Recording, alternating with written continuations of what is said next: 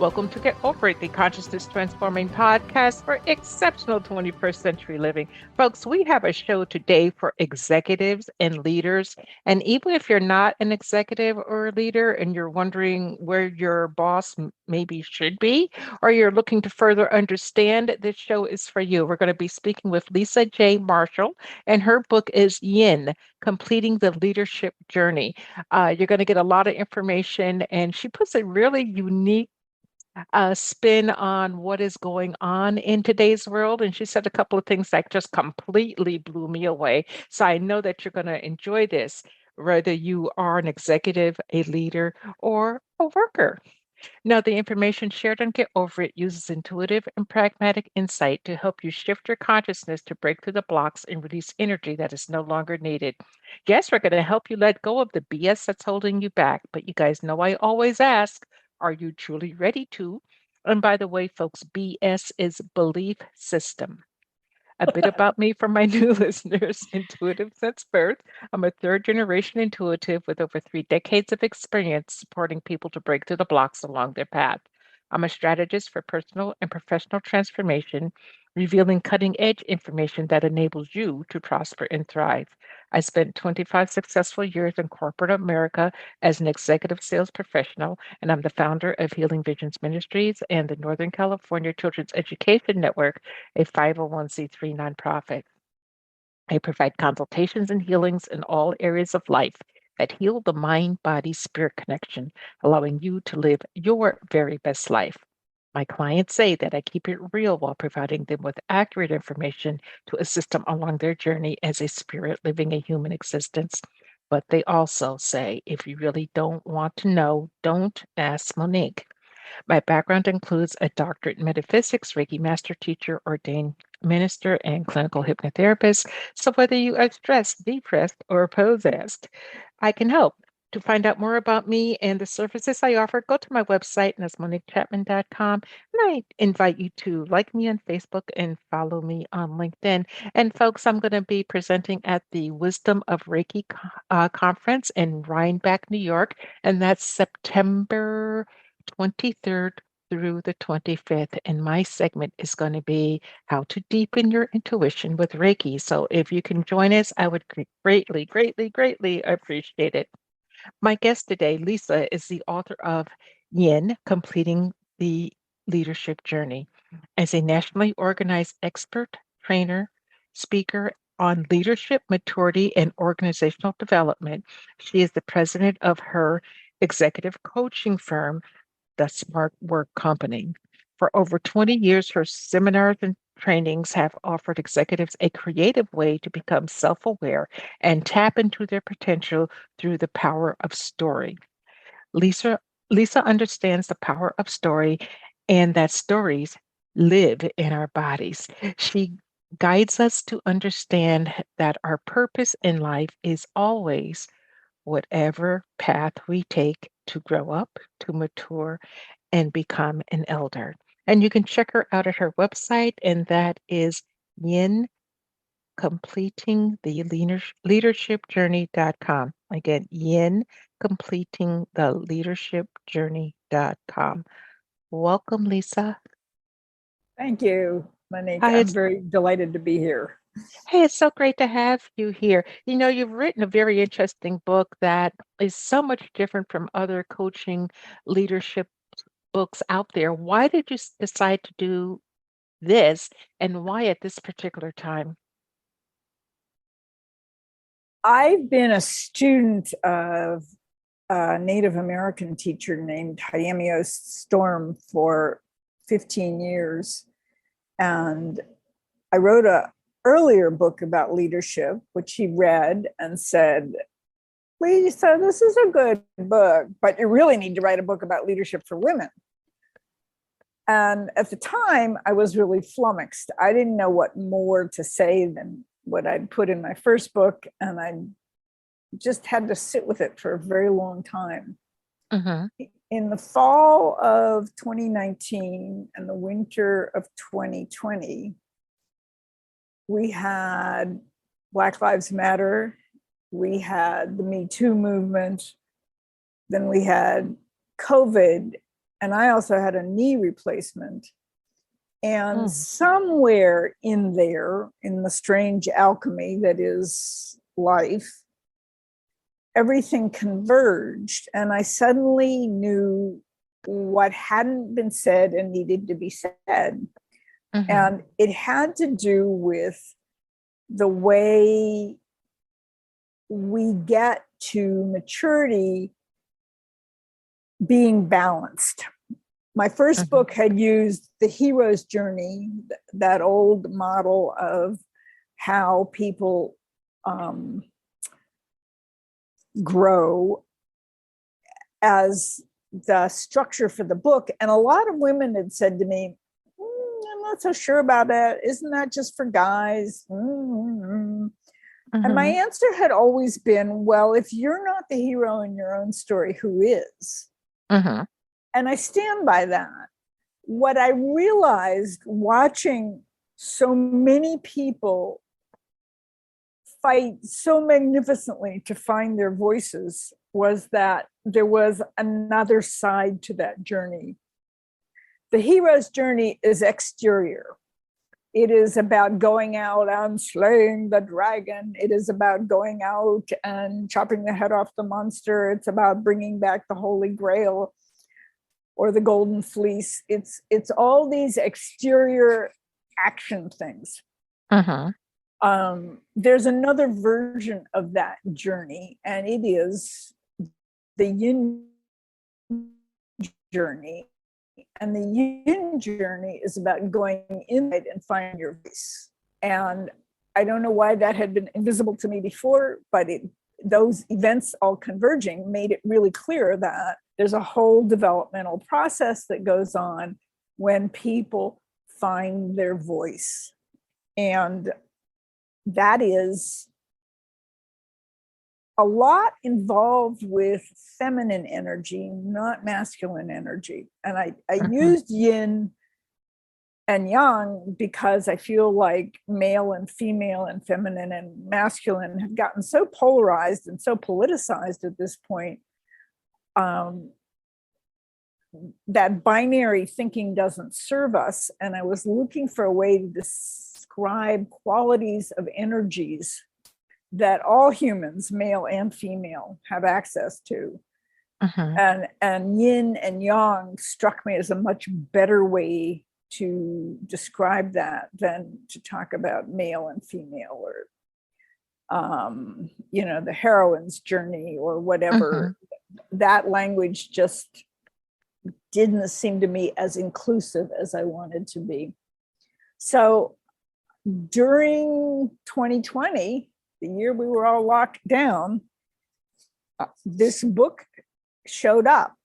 It was completely different than any writing I've ever done before. Usually I lay out an outline and then I fill it in, and very young a process, This one was peeling an onion. It was layer after layer after layer. I'd write for a while, and then I'd sit for a while, and then more things would occur to me, and then I'd go and write for a while, and then I'd sit for a while. But by the end of 2020, I had not a big book, but I had said the bulk of what I wanted to say. One of my friends read a draft of it, and she said, but Lisa, there's no stories in here. You need to tell stories because that's how people learn. And I had such a visceral response to that. I didn't want to tell a story. I didn't want to tell somebody else's story. The purpose of this book is for people to understand their own stories. So I turned it into kind of a workbook, which is to say there's a chapter and then there's some questions for the reader to reflect on. Some people like to read all the way through and then go back and do the questions. Some people like to read and do the questions and then read and do the questions. There's no wrong or right way to do it. The point is, you need to know your story. You need to know how and why you are who you are, and you have the voice you have, and what's preventing you from having the biggest, strongest, proudest voice you could have. Mm-hmm. And that's the purpose of the book. I wrote it for young people. Hmm. Now, a lot of what I'm finding is that it resonates pretty deeply for older people, especially older women as well. But I wrote it for the young people who were being fed a story that didn't serve them and fundamentally wasn't very true. They were being told that there was a level playing field, and they were being told that, you know, upward mobility was the be all and end all. And they were being told all kinds of things that had nothing to do with the reality of a world that is, you know, burning up from climate change and flooding, and where a growing economy no longer seems like the smartest idea anybody ever had, and who are trying to figure out how to navigate all this. So those are the people, as I say in the book, the people whose voices have been oppressed and repressed and depressed, that I was aiming for. And if it works for other people, I'm delighted. Mm-hmm. Well, you know, it's really interesting. You said that you in 2020, of course, we're all on lockdown, and the yin is about going within. And you wrote this book during this time, and it was a time when Mother Nature, Earth, Gaia, forced us to go within, whether we wanted to or not. I mean, worldwide, we had to go within.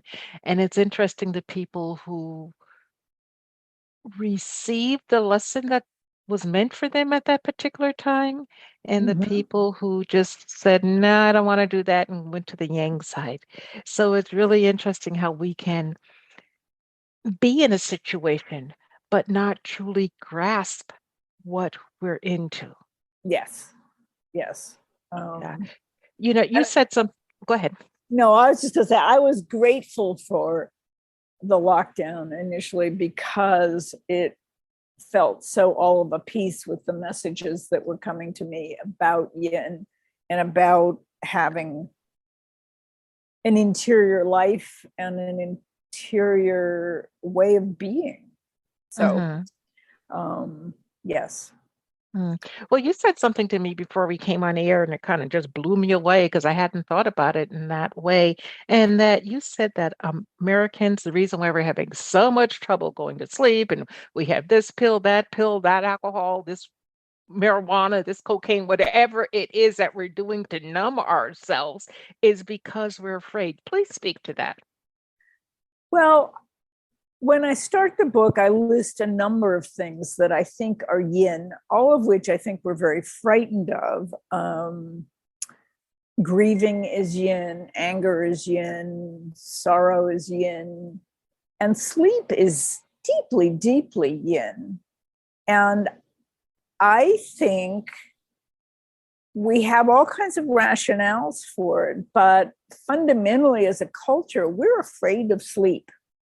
It means letting go, not having control, sinking down into something dark, maybe something scary, and not being the ones in charge. And we fight that. We fight that in our culture in so many ways. I remember reading after the 2008 financial crisis how Wall Street traders all prided themselves on how little sleep they got. And just thinking, yeah, and what bad decisions they made as a result. But we're afraid to sleep, even though we know neurologically that is the time when healing happens. The body does not heal during daytime hours when we're up and moving about. The body can't repair itself. We need sleep for healing, and we need sleep and dreaming for our brains to absorb and process the day and make sense of it. And we deprive ourselves of all of that because we're afraid of that letting go. Mhm.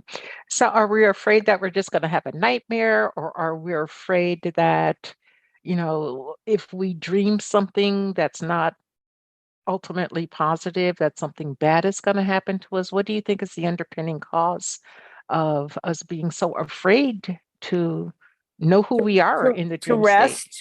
Yes. Mhm. I think we believe that we lose our edge when we rest, that we won't be at our sharpest and we won't be able to play the game, put one over, uh, and some people are afraid of the dreams. I think this is such a deeply rooted fear that I'm not sure that most people can assign a conscious cause to it. There's just not enough time, and we need to be doing more. And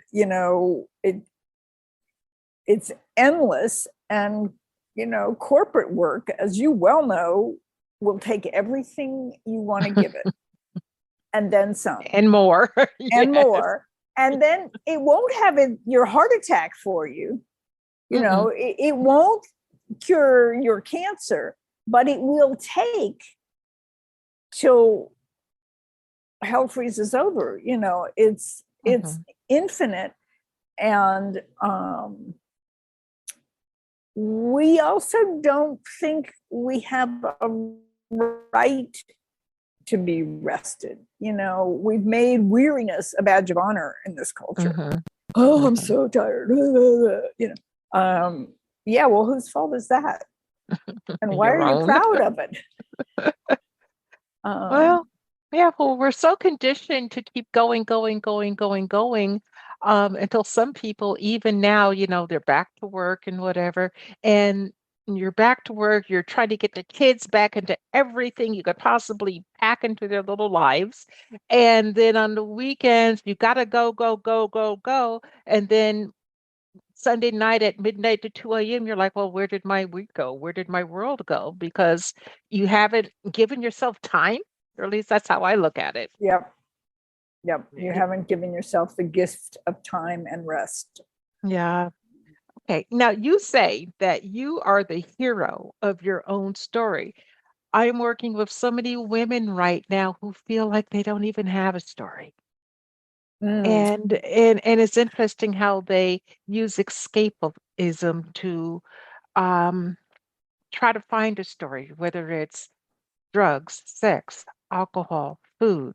They're just anything outside of to keep them outside of their body so they can't recognize their story. So, say you're a sex addict, as I have one client who I know is going to listen to this, and she's just, so consumed with that, it takes the place of everything else. How can you bring an addiction that you have? How can you lessen it, lose it, make it less of your story? wow. I would say there are probably a couple of steps. That's a fascinating question. Um, One is, do you know the reasons? What's the backstory Hmm. that got you to this place? Because somewhere in there, you got told that you only mattered because of your sexuality. Hmm. And whose voice was that? Hmm. And and then the question becomes, you're not a child anymore, you're an adult. What are the reasons that you're ceding power to this voice from the past? What are the reasons that you're allowing that experience to become your defining story? And do you even know what a possible alternative story could be? Have you Mm. ever drawn out for yourself the story of who you want to be? Um, have you explored that? There are some really good questions in Yin to help people explore that sort of thing. And fundamentally, what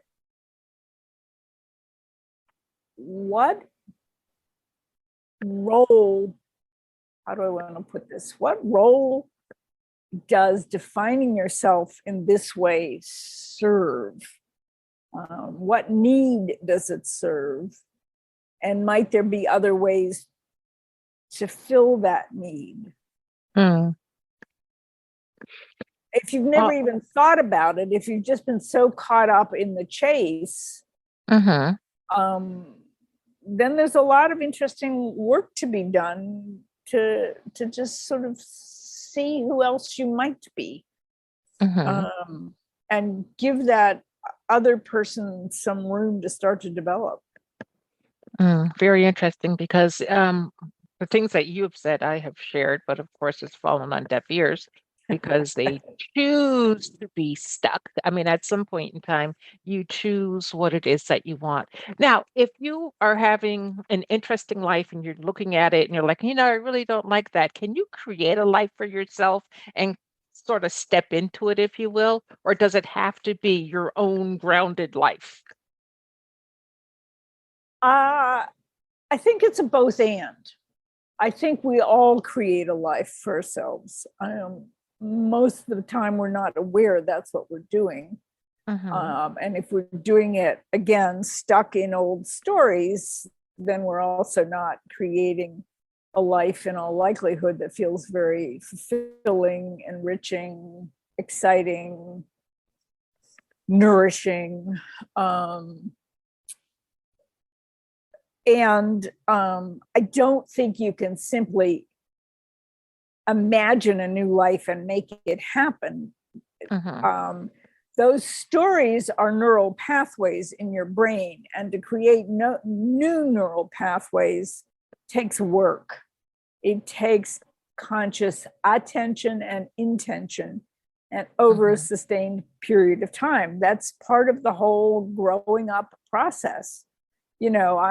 I'm totally convinced that one of the reasons we spirits are here is to mature and evolve. And one of the things that I see is that young people are starving for meaningful connection with elders, which throughout most of human history we had. It's only been in the last 5,000 to 7,000 years that we've lost that built-in connection to the elders, to the wisdom keepers, to the people who've already been down the paths we're going and struggled the struggles we're struggling and know that it can be done. In today's world, where young people only talk to other young people, and really they don't even talk to them, they text them,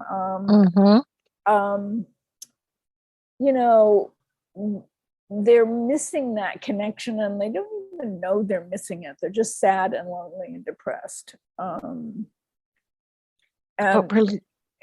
it's sad. Yeah, we're losing them, or they've lost themselves.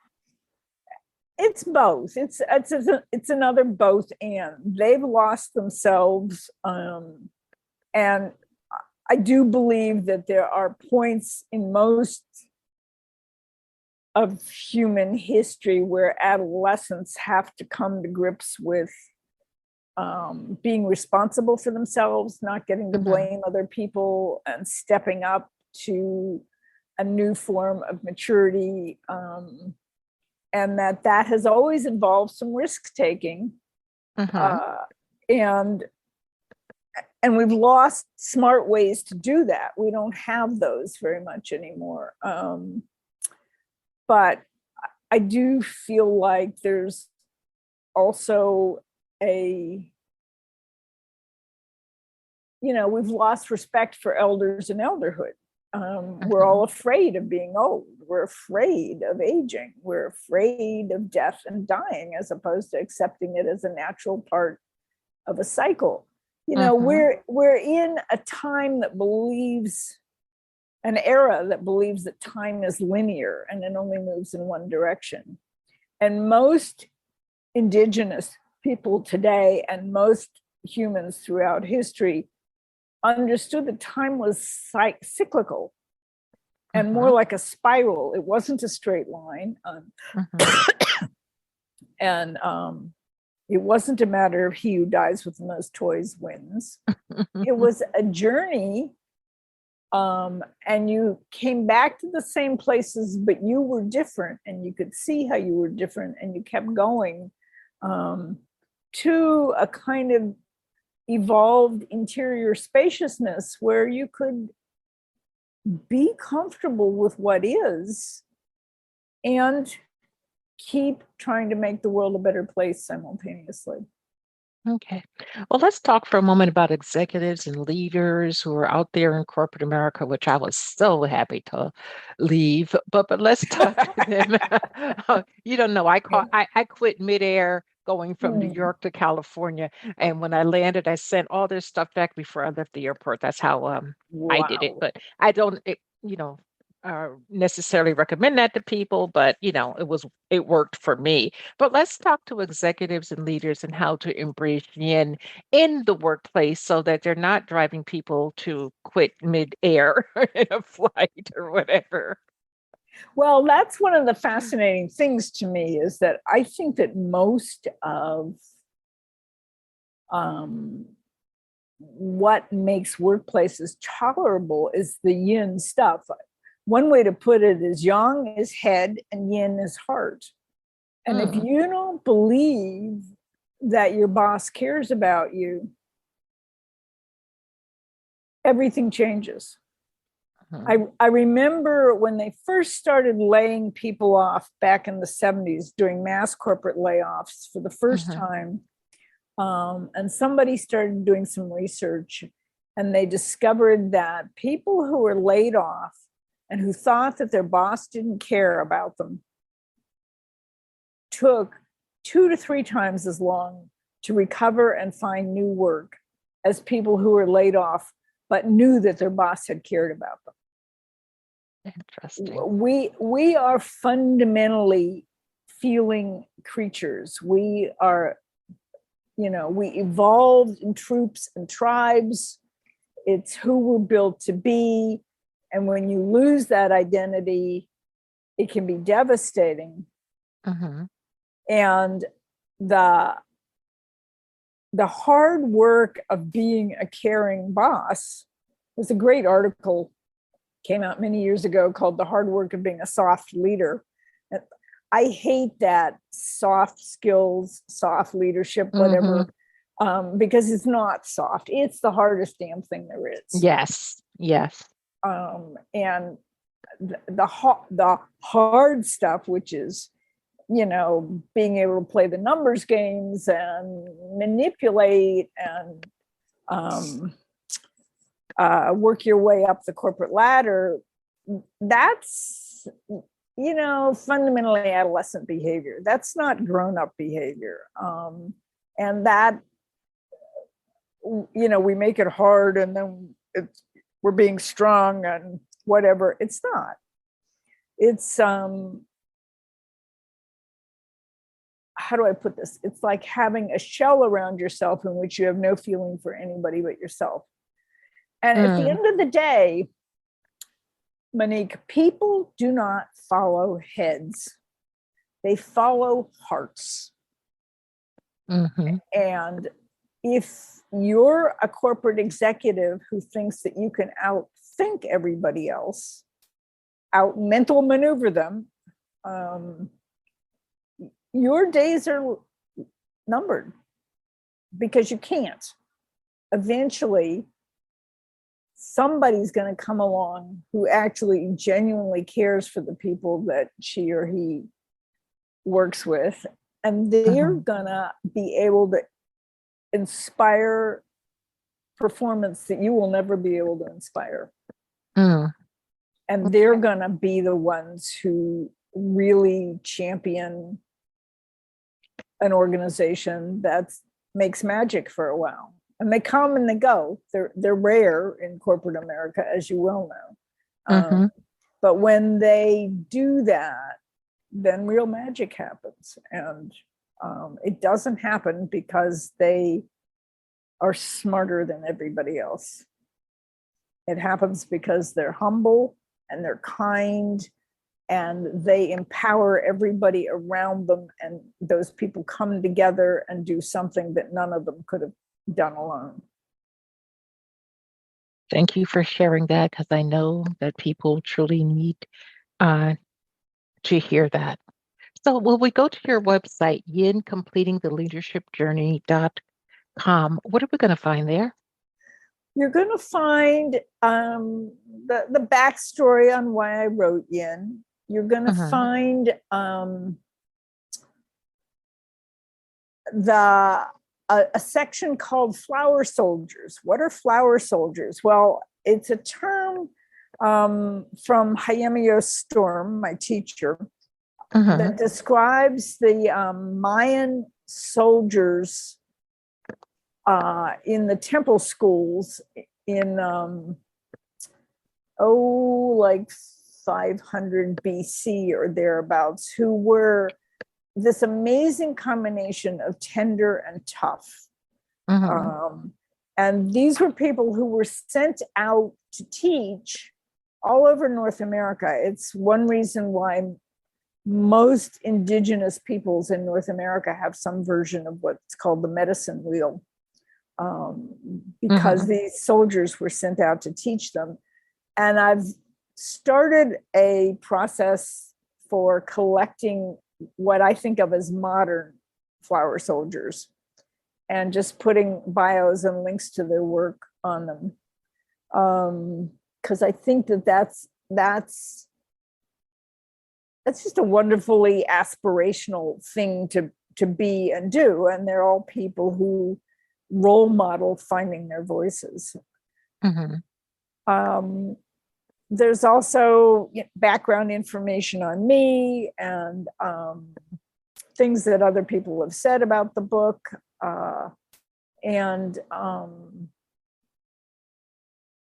other thing that I'm hoping to do is the last quarter of the book is called Future Perfect.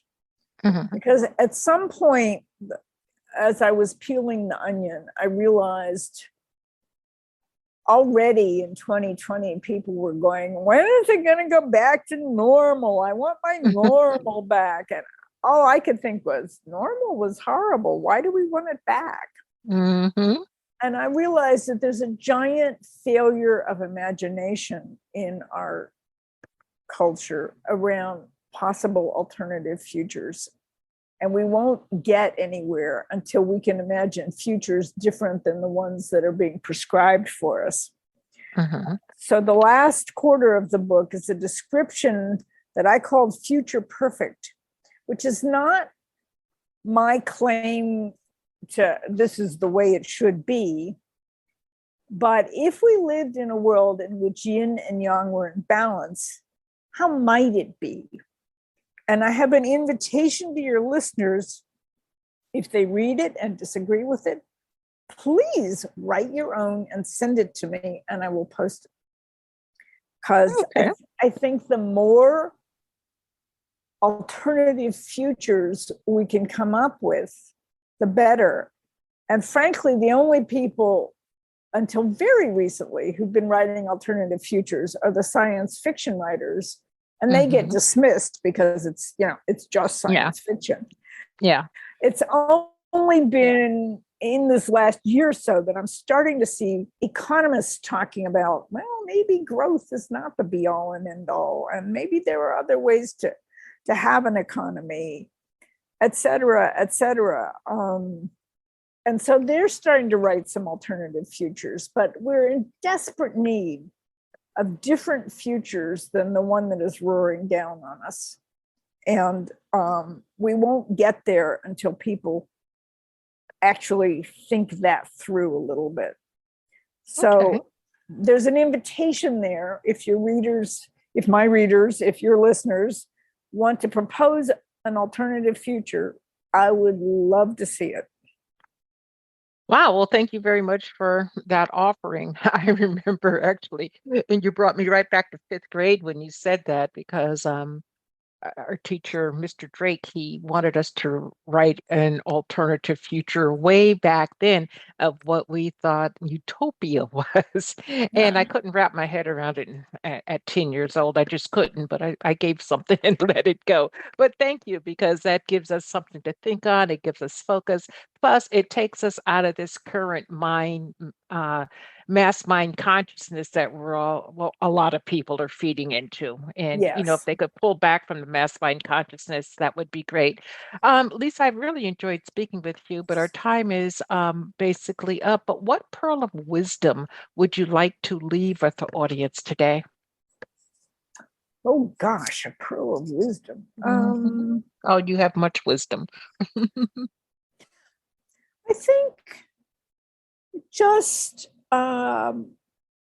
know that you are a living embodiment of a story, and that you have choices about what that story is. You need to know where the story came from, and then you need to know what parts of it you wish were different. And that takes personal developmental work, but it can be done. And when people, and you're a great example of this, Monique, when people start to see that the story they're in is not the one they want to be in, they can change it. And they can find a voice to do something different with. And it's very, very powerful. Yes, my family was absolutely loving my story when I was in corporate America, because they got to fly first class. We could pick up and go, all over the world if we wanted to. But I was miserable. So one day I said, "Eff it," Yep. and left that world behind. Well, Yep. Lisa Marshall, thank you very much, folks. It's Lisa Marshall. Get her book, Yin: Completing the Leadership Journey. It is a very easy read. The font is very interesting. It's a workbook style book, so you could actually do the work. Because guess what, folks? No matter how much you listen to her, me, or anybody else, if you just listen and don't take action, guess what? 10 So years nothing ago, happened. the same space. So, actually, work on yourself, because we got time. We definitely have time. So, Lisa, thank you so much for being with us today. I greatly appreciate it. Well, thank you. I loved having this conversation, and thank you for the good work you're doing in the world, my dear. People need you. Well, thank you. Thank you. Thank you. And to the audience, thank you for your time and attention. I am honored that you listen to me all the time.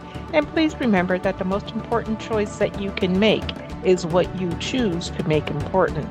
Consider making the masterful choice of discovering your yin. Abundant blessings, light, and love to all. Agape.